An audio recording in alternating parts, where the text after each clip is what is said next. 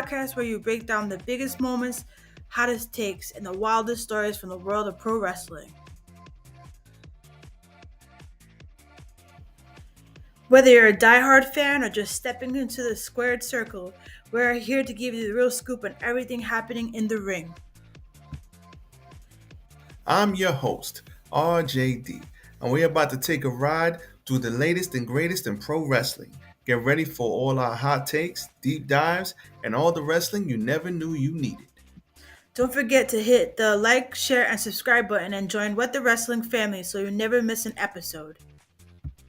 Now let's step into the ring.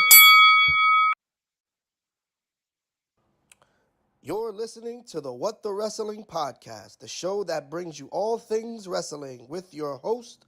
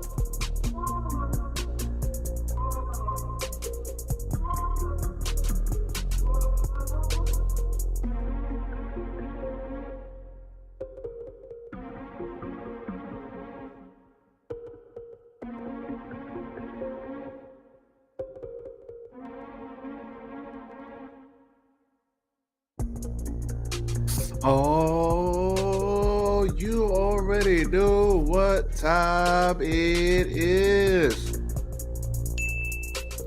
I swear to God, next time I will have my dang on perfect. I will have my stuff next time. What's going on, everybody? You know what time it is already. AEW. Last night, AEW Dynamite was on, and we are here to conversate about it. But before we get into all of that, hit the like button. Like, comment, share, and subscribe to the channel. Roll it around on the bottom of your screen. Follow What the Wrestling on Facebook, YouTube, and TikTok. As you already know, we're going back to the live stream format. But before we get into all that, let's go. Yes. Tis I, RJD here. Hopefully everybody's having themselves a good old day. Pray for all of our California brothers and sisters. It's rough as hell. It's been a rough 48 hours out there. So pray for all of our Cali brothers. Hopefully everybody is okay. I do know some Cali brothers. Shout out to Mark. Shout out to my boy Los. Hopefully everybody's all right out there. I do know a couple people in Cali right now, so hopefully they're doing all right. But we are here to get into the wrestling, so that's what we shall do. AEW last night. They look like I think they're running smaller venues now, so it doesn't look as crazy as it could, but they had themselves a good crowd. Things were still looking up. Things were still looking good, so I can't be mad at it. But as always, hit the like button, like, comment, share, and subscribe to the channel. Quick updates before we get into the review.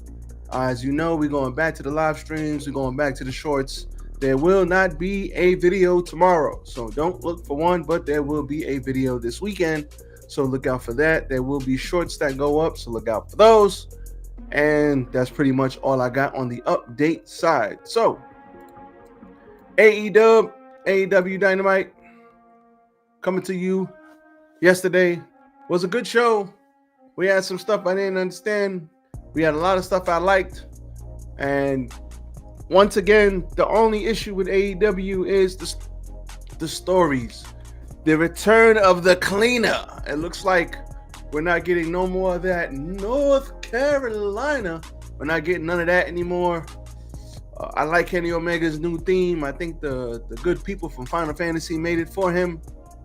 If you didn't know, he is a big gamer. So shout out to Kenny. As you know, I am a big Final Fantasy fan. So I loved it. I liked it in New Japan. I like his New Japan matches. And we're going to say that I like that new theme. Now, only thing I had, I guess I'll bounce around here. But the only problem I had with this was, where's the story, man? I hear a lot of people saying Kenny Omega, we'll talk about it when we get to it, but Kenny Omega's back, give him the title. Are you dumb? You stupid. No. Don't put the damn title on him so fast. When Cody went back, did he get the title right away? Or did he have to work to finish the story? What the hell are you talking about? That garbage. Nope. But no, don't give him the title. And the thing is, I don't know why they're just dropping stories. It's like we get a good story and then they drop it. Or they have the rumblings of something and then they drop it. AEW's problem is they don't have story. It's like they don't book week to week. It's almost like they just say, hey, okay, you off the bench, go fight.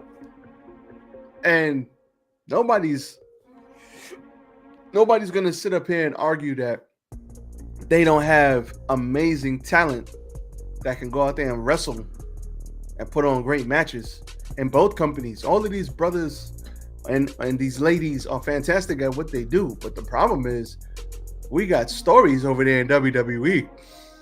We hardly got any stories in AEW. And the stories we do got, they kind of just chop them off. So I do want to get into one thing, though. Let's talk about Mr. Malachi Black. Give me a hell yeah. Shout out to Malachi Black. Now, word on the street, I think Sean Ross Sapp is reporting that Malachi Black is pretty much done with AEW.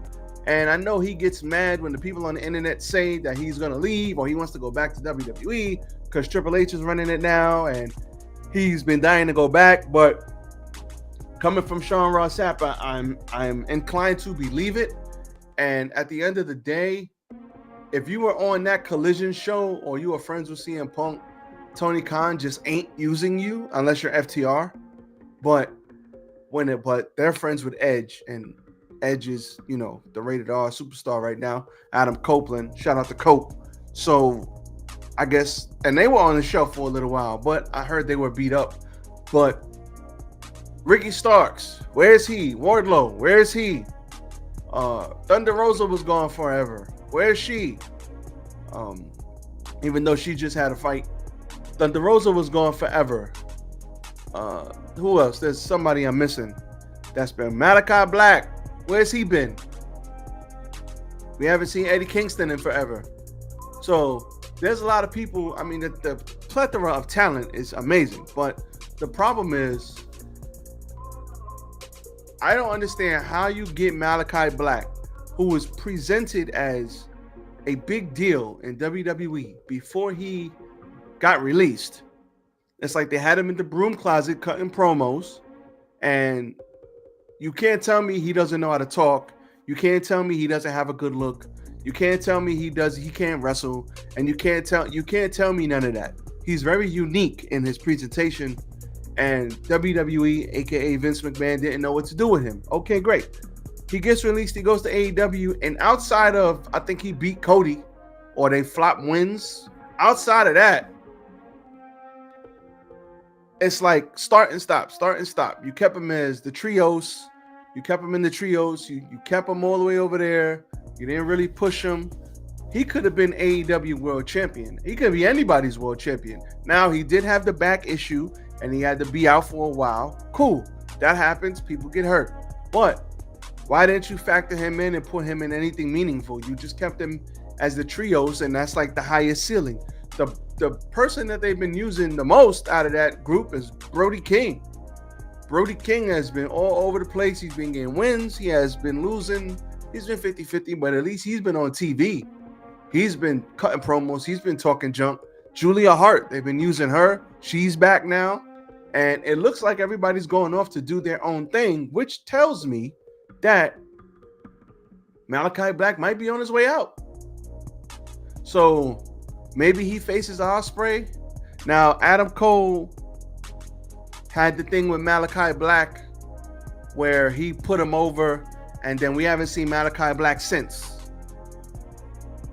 So I don't know what's going on there. If he's not hurt and you're not using him, it's like Tony Khan doesn't want to let, like, if you're not down with Tony Khan and you're not down with everything that he wants to do and you have a difference of opinion. Oh, Miro. There's the other one. Miro.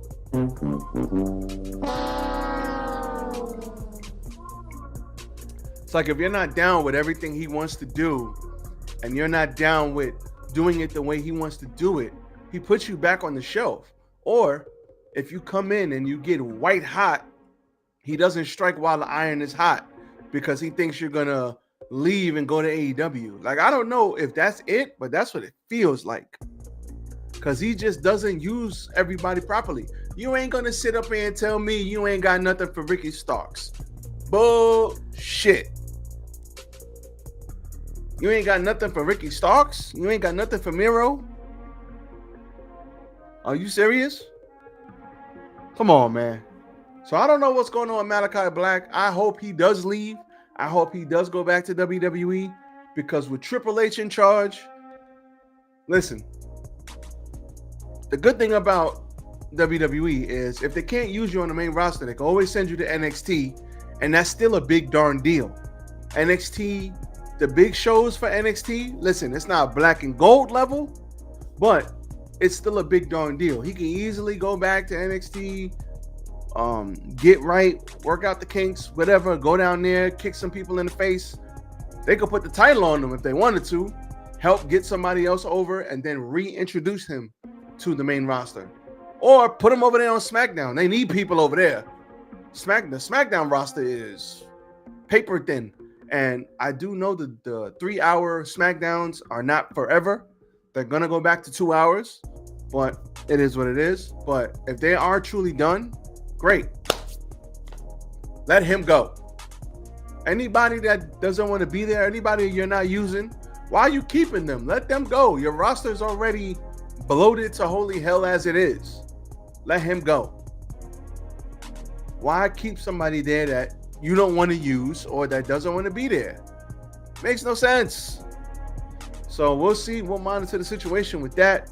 We'll keep a close eye. But Will Ospreay, Buddy Matthews opened the show. Buddy Matthews is one of the best wrestlers on the planet. We don't really hear him talk a lot, but he's jacked. He's athletic. He can move in there with the best of them. He's quick. He's got great strikes. And he gave Will Ospreay all he can fare. And the end came where he basically he broke up the count, got a roll up, springboard drop kick into an Oz cutter for 2. Ospreay wanted the hidden blade, but Matthews ducked it into a pop-up knee. Ospreay no-sold it and hit the hidden blade for a near fall. We had some kicks, but Ospreay took too long to follow up. Buddy Matthews fired off a combo of kicks. Ospreay responded with the walk up insecurity. He tried another, but Matthews caught him for the reverse go to sleep on the neck, which had to suck for real. And then the curb stomp for a very, very close 2 count. I ain't gonna lie, they almost had me there. Matthews tried the Rainmaker, but Ospreay floated into the Styles Clash for a near fall. Matthews had a smile on his face, and he acknowledged that he was about to get clipped, and he ate a hidden blade for the win. After the match, Ospreay called him Buddy Murphy, but quickly corrected it. And said Buddy Matthews. And side note, I heard Tony Khan got mad at him for that. If that's the case, You stupid. that's a big L. As many times as JR has called Adam Copeland Edge, or they've called Brian Danielson, Daniel Bryan, if that is true and he got mad and yelled at him for that, you're yelling at top guys for making a mistake like that after he quickly corrected it. the hell is wrong with you, bro? I hope that's not true. But anyway, he said that he is one of the best wrestlers in the world, and if he wanted to, he could get tag team gold with Brody King, or he could go get singles gold if he really put in the work and wanted to do it. He don't need to follow anybody. And he gave Buddy Matthews the ring, and everybody cheered Buddy, and everybody liked it. Give me a hell yeah. So shout out to Will Ospreay. Like I said, I don't know what's going on with the House of Black. The House of Black looks like it's a house of cards right now, and it's about to fall down. So we got to keep it going. But if this is the case and Malachi is out the door and everybody knows it, man, let's do something with Buddy Matthews, man. He could put on some banger matches with anybody, and Brody King too. Maybe they could go chase the tag titles. Who knows? I'd love to see them versus the Hurt Syndicate. I'd love to see that. Take my money. So next we had Private Party out there celebrating their win on Collision. The problem with this, so Zay and Quinn were out there celebrating with some lovely ladies, and they had some shots. And here come the Hurt Syndicate say, hey, listen, we used to do this. I ain't come here for no fight. I just want to talk. So let's cheers. And he said, let's cheers to the Hurt Syndicate taking those tag team titles. And they poured the shots on the floor, which is a waste of good vodka. You stupid. And then they walked away. Now, just their presence, Bobby Lashley, MVP, Shelton Benjamin, they just look like they big dogged Private Party. They're young still, and those dudes are grown-ass men, veterans, and it just came off on TV like they just big dogged them. Like, yeah, we're coming to take these titles. Enjoy your little shots. And at the end of the day, I hope I'm wrong, but I don't think Private Party is keeping those belts. If those are the next contenders, Private Party's title reign is coming to an end real soon. So we had Bobby Lashley with fighting Mark Briscoe. They gave Mark Briscoe a lot here in the middle of the match. They gave him some hope spots. But at the end of the day, he fell down to the Hurt Lock, and that was all she wrote for Mr. Mark Briscoe. Afterwards, they started beating up Briscoe. Private Party came down with some chairs, and MVP said, not now. We'll fight them another time. And they left. So that was that. So we had the best thing on the show to me, the Casino Gauntlet Battle Royale. Or actually, no, the Gauntlet match, not Battle Royale. My bad. Nope. And this was good as hell, man. This was good and it was fun. I ain't gonna lie. So we had the Switchblade entering first, followed by his arch nemesis, the Hangman, Adam Page, who carried this company last year. I think he had like the best arc last year, just turning into an unhinged madman. Why they cooled off Hangman, I will never understand. The third person out was Wheeler Yuta. Yuta cost Jay White in this match when he hit the Switchblade, I think on Ricochet, and he continues to be a thorn in his side. Next we had whose house?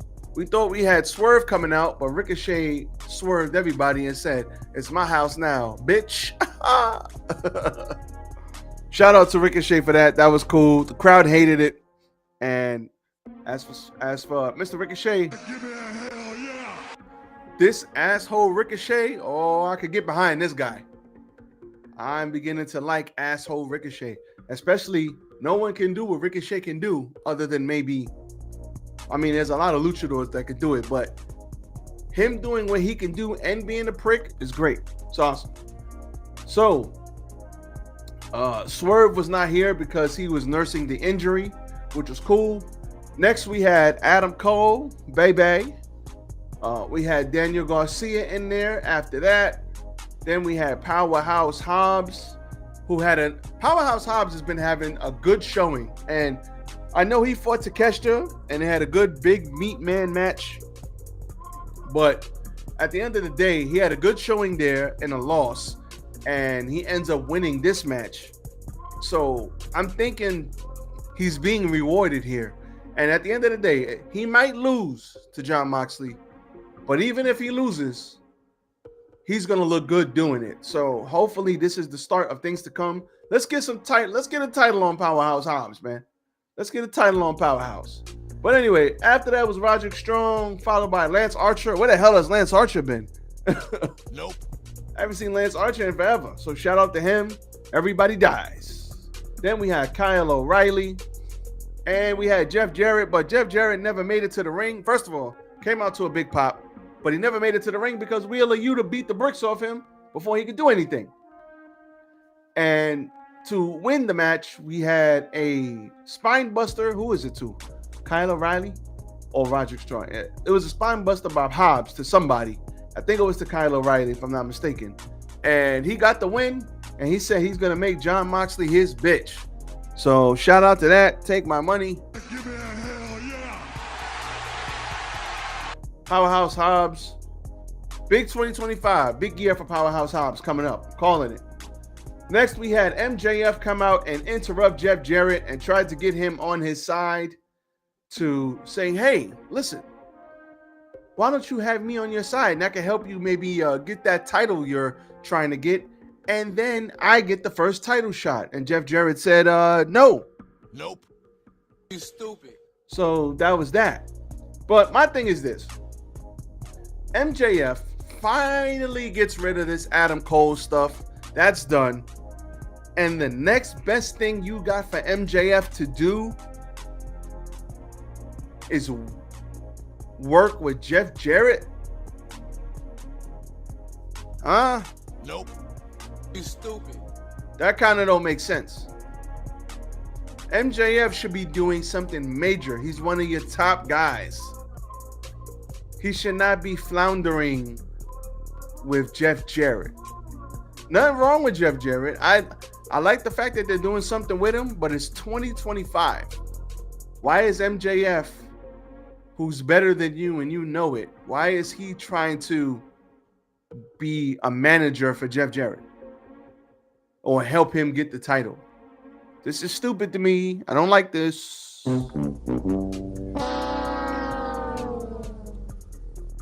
Okay, next. Colt addresses Jon Moxley, talking about all the times he's gotten hurt and got back up, fell down 7 times, got up 8. But the Death Riders came out to interrupt him, and they started beating the hell out of him, and Powerhouse Hobbs made the save along with FTR.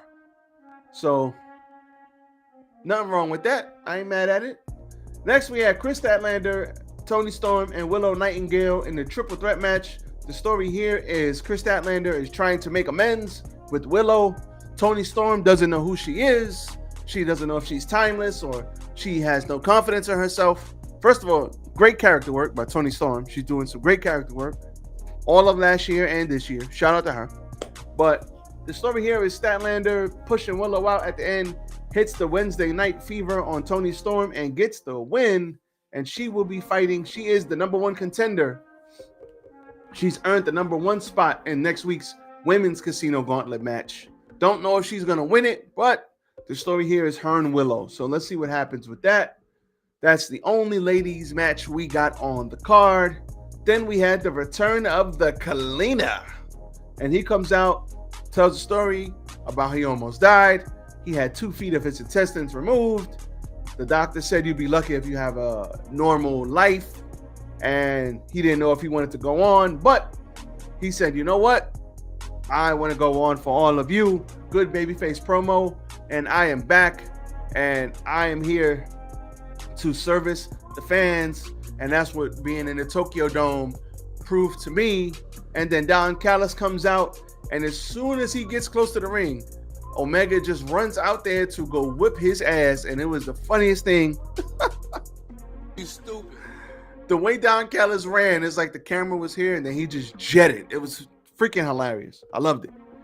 And we had Brian Cage come out, Lance Archer come out, Kyle Fletcher come out, and Will Ospreay made the save to Holy Shit chants. And then that is how Dynamite went off the air. Now, my problem with this is Kenny Omega, the last time we saw him, the Elite, sent him packing. And he was hurt. He was selling the gut, rightfully so. The Elite sent him packing. And I know they were all on the Tokyo Dome show, but he's not back for revenge. He's not back for none of that. The Elite, he had an injury. He almost died. And the Elite took advantage of that. And he's not back to kick their asses. He's just going to let that ride. Now, I get the Don Callis stuff, but we just dropped the whole Elite storyline. We just dropped that. That doesn't matter anymore. We don't care. It's done. We dropped that.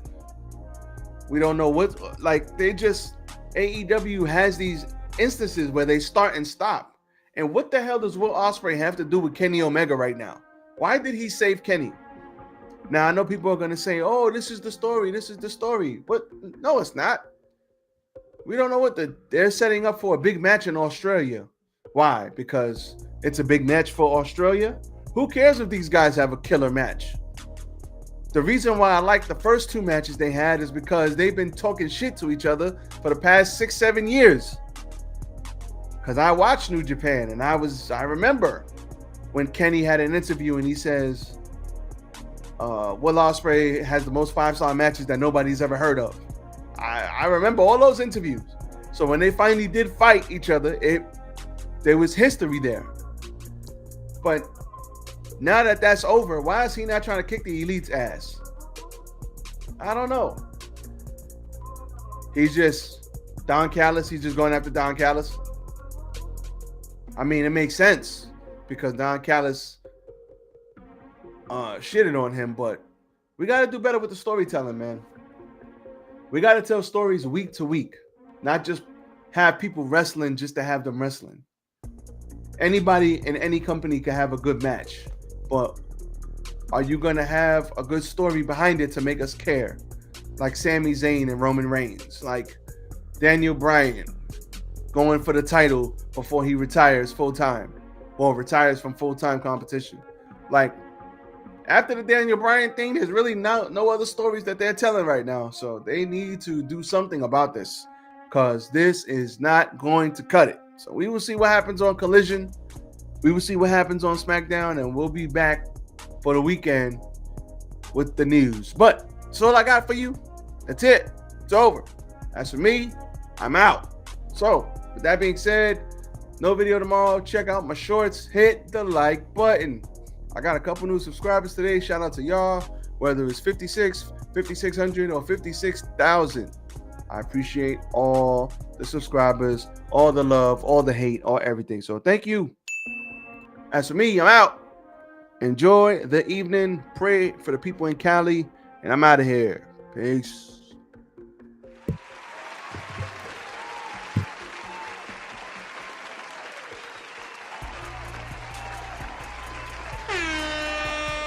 Dom DeMarco.